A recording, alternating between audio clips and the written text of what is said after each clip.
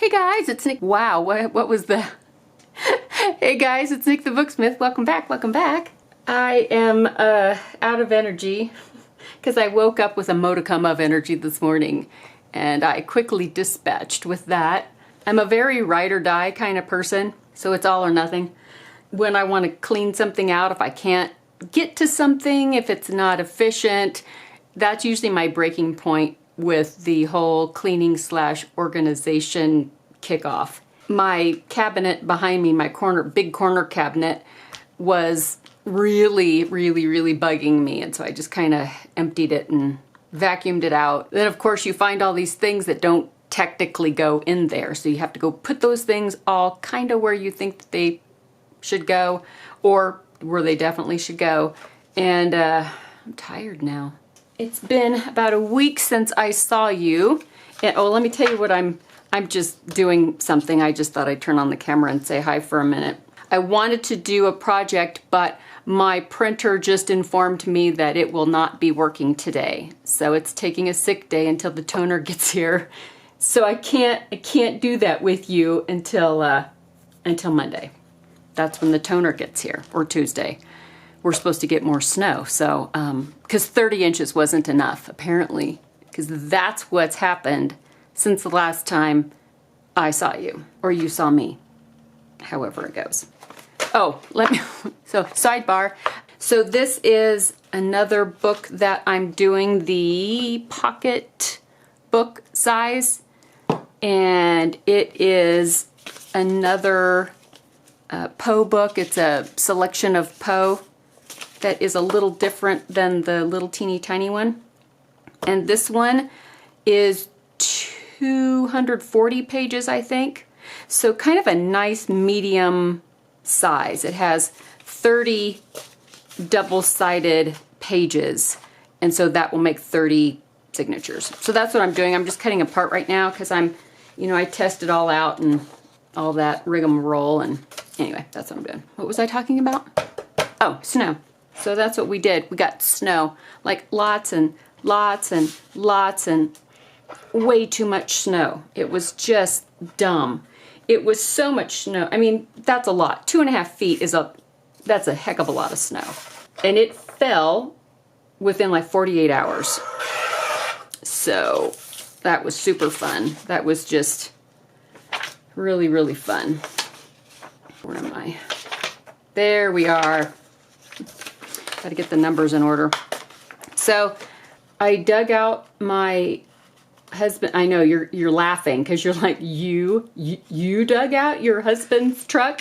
I did. I dug it out because he had back surgery last summer and he can't do it. So I'm going to cut this one a little wider than I usually cut this size. Usually this size gets cut at like 3 3/4, but I'm gonna split the difference and go 3 7/8 because the text on this one is a little bit bigger. I liked the way that it was formatted, so I didn't mess with it. So I'm just gonna cut it a little wider. So that's why. That's what I'm doing. On Sunday. Because on Saturday, it hadn't really done anything yet. It was raining, but it didn't start coming down until that afternoon. I'm pausing because half the time, if I'm talking, I usually just do something stupid. I forget what I'm doing and I cut on the wrong line, and so I'm just trying to make sure I'm on point here. Anyway. By Sunday morning, we had 16 inches by Sunday morning. It was significant, needless to say. It was already a lot. We were already inundated. By the time we woke up, you're already down the creek with absolutely no paddle whatsoever. I went out and I was hoping that it would slow down a second. It did not, but that's what I was hoping. As you sit there in the house warm and you don't want to go outside because you have the circulation of a deep sea fish So I got all bundled up and I went outside and I dug a trench, because I would say path, but it was more like a trench. It was so deep, from the front of the house, like the sidewalk that goes to the front door area, to the street. See, I told you. Folded these backwards. And that's kind of all she wrote for that day. I was done. I was cold. The sun didn't come out yet. When the sun doesn't come out, well, you know, you just can't stay as warm when the sun doesn't come out. On Monday, when we got up, we had, it was 26 inches at that point, or a little more than that. And it was like, okay, this is getting ridiculous. And my husband didn't have to go to work on Monday. They had shut down the plant, so he didn't have to go in on Monday, but he was going to have to go in on Tuesday. And there was nary a plow that had come down our street. It hadn't even, not even a hint. My husband said, well, he goes, I hate to say this. I said, yeah, I know. I said, we got to get your truck unburied, basically, because he needed to put chains on it so he could get to work the next day. So there I go. And the good thing on Monday was that the sun came out for a while. So that was actually kind of great, because any of the concrete that I exposed, you know, that I dug down, got to the concrete on the driveway, then the sun was melting the snow, which was great. I got to work out there, and I do have very, very poor circulation. However, if I am strenuously working, I can stay warm. I just can't stop. And it was some wet, heavy snow. It's, you know, it's mid-March, so we get the heaviest, wettest snow during this point, and it was like slush. And so every shovelful was 30 pounds. It was heavy, heavy stuff. My little flippity-floppity weak heart, it did okay. I had to stop and catch my breath a lot, because it's just not, it doesn't do its job like it's supposed to. It's on vacation. But I did it. It just took me forever. And I stayed relatively warm because the sun was out. That helps a lot. So go me. I shoveled that entire driveway. And we don't have like a huge driveway. I don't know what the dimensions are. If you had to, you could probably fit, like let's say this is our driveway right here. You could probably fit a car, a car, a car, a car, but they would be right at the street. So whatever that is. You can comfortably fit 2 cars side by side and be able to walk around them. But that's it. That's it. No more than that. So anyway, that was my day on Monday. That was fun. Then the plow came by that night. Oh, gee, thanks. But they did a great job, so. And I just saw on the weather thingy, we have a chance for more. It's not like a 30-inch thing. I don't think it's that much, but still, you know? Can't we just get rain? What's wrong with rain? Let's see what else is going on. Oh, I dug out my secondary sewing machine. You know me and my quickly flighty attention span, even on the best days. I've been doing a little bit of sewing. I made some napkins, like some cloth napkins to send to my daughter and a friend of mine. And then I thought, hey, I wonder how hard it would be to make leggings. Well, you have to have the right material for one thing. You can't make leggings out of anything. It has to be stretchy. But anyway, the machine, my secondary one, is from the early 70s, but it is a, there it is, stretch stitch machine. So it does the, does the stretch stitch. And that is a good thing to have if you're going to be sewing on knits. So I got it out and I called my sewing machine repair dude, and I asked him if I could drop it off for a tune-up, because I bought it at a thrift store. Where'd I get it? It was an online thrift store, like Goodwill in wherever it was had posted it on eBay or something. I don't know if they do that where you live, and I think I got it for like $20, or it was ridiculous. And it's the old style machine. It's metal, and it had that special stretch stitch thing. And because jersey knits are kind of a big thing right now, there's a lot of styles that you can do with jersey knits because they're coming out with some really great fabrics. And, let's all be honest, who wants to wear anything that's structured or tailored or stiff or, ain't nobody got time for that. So everybody's wearing jersey, some kind of a knit stretch fabric nowadays. You start seeing suit coats and jersey knit. But anyway, I had gotten it, and I had meant to send it to him or take it over to him a year ago. It didn't happen. Life happens, and that was not one of the things that was allowed to happen. So I gave him a quick call today and asked him if I could drop that by. He said, of course I could. I didn't get to tell him a whole lot of details because he was on a conference call. So fun fact, something I learned last time this happened. If you are ever feeling all cute and pretty good about yourself, I have a cure for that if you are interested. Have I ever told you about my sewing machine repair guy? I don't know if I have or not. I can't remember. He is a semi-retired rocket engineer, so yeah, he's a rocket scientist, who still consults for NASA. So when he says he's on a conference call, well, you can guarantee it's probably NASA. Last time I was there, because I had taken him my other sewing machine, it's hard to make small talk with a rocket scientist anyway, but I know I'm leaving my sewing machine in good hands. If he can keep rockets going, probably does okay with sewing machines. I'm just thankful that that's like his niche, something that he likes to work on, because he could be making rocket cars or something for Bentley, but he's not. Anyway, but last time I was there, I dropped off my machine, and I was leaving his shop. I halfway expected a game show announcer to thank me for playing and tell me about my consolation prize. I was like, oh.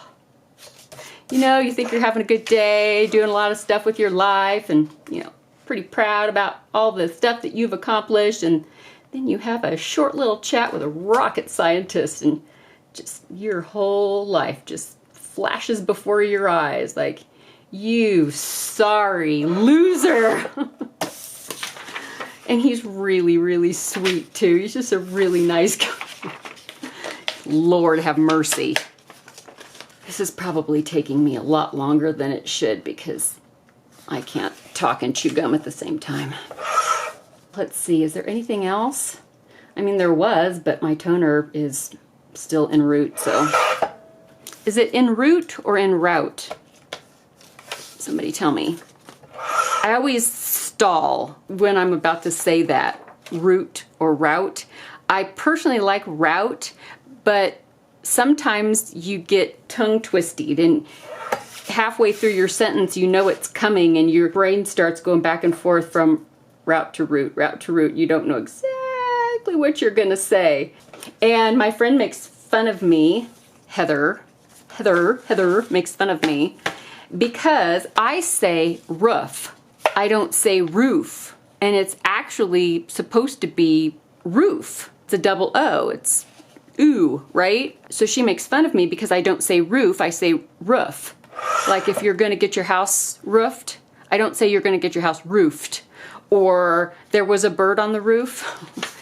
I say there was a bird on the roof. See, now I can't even say it. It must be a cultural thing of how it's said, how it's pronounced, because, there we go.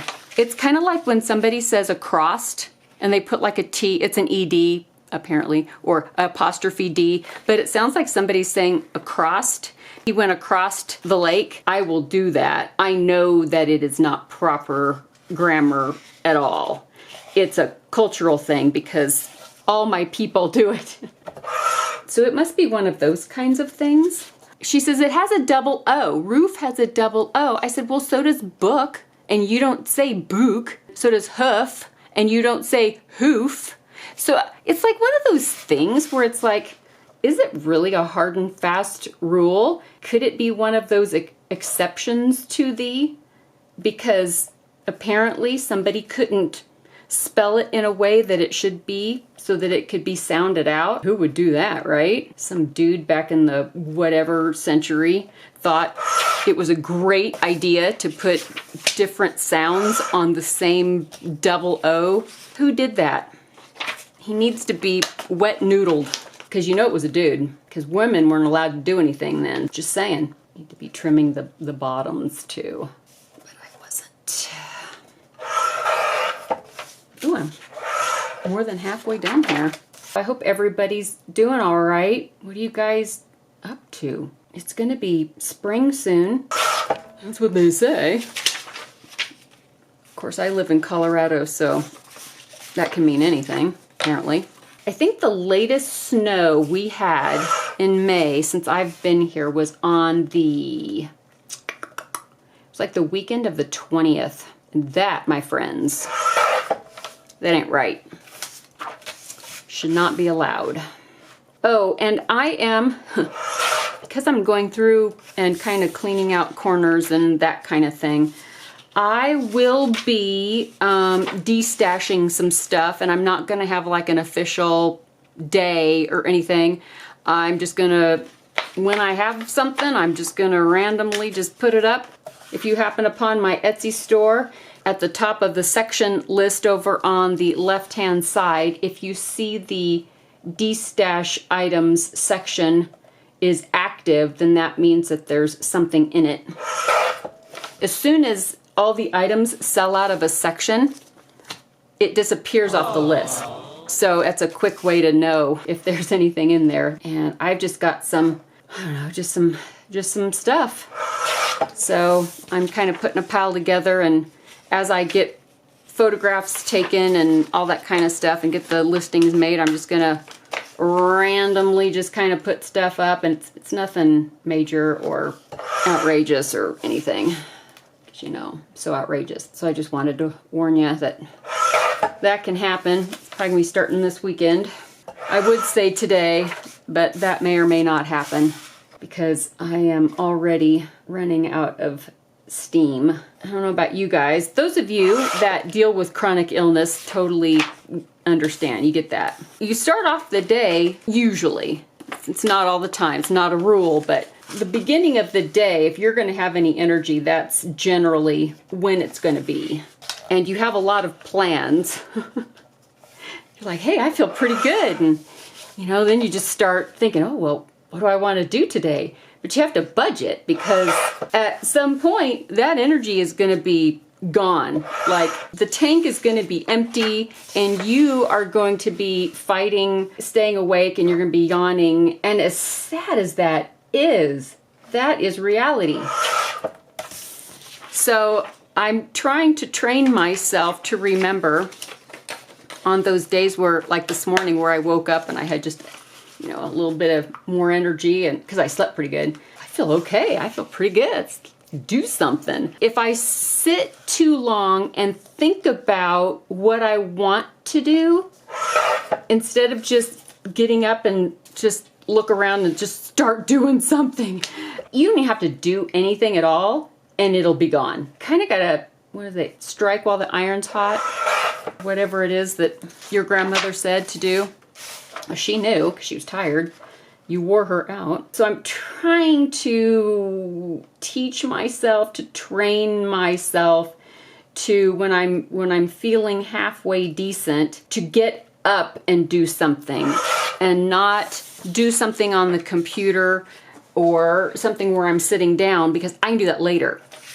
If I have the brain cells, I can do that later, because that's a whole other story. you don't have brain cells, well, you might as well just turn off Photoshop or Adobe Illustrator or whatever it is that you're working in, because just forget it, man. It's not going to happen. You're just going to waste your time and frustrate yourself because you have to do something mindless.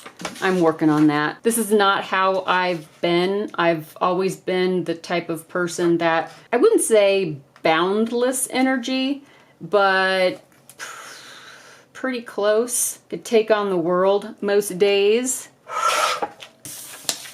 But that is not happening right now. Not until we can hopefully get my heart pumping better. Some medication to get my heart pumping better. Oh yeah, because I didn't tell you guys about that. Well, I have a doctor's appointment in a few days, so I'll know more. But I've always had palpitations, and I was diagnosed with a tachycardia, years ago. It's not a secret to me, but my rheumatologist had sent me for an echocardiogram because lupus is famous for exacerbating heart issues. And unfortunately, they found that my ejection fraction, which is, it's a percentage, and it is the volume of blood that your heart pumps out in systole. So when your heart is pumping, when it relaxes, then blood is allowed to fill the chambers. And then when it contracts, the blood is pushed out. So whether it's pushed out through the pulmonary vein and it goes to the lungs, or it gets pushed out. And so apparently my heart relaxes okay, but it doesn't contract fully. And a normal ejection fraction is between 55 and 70%. That's where they like it to be.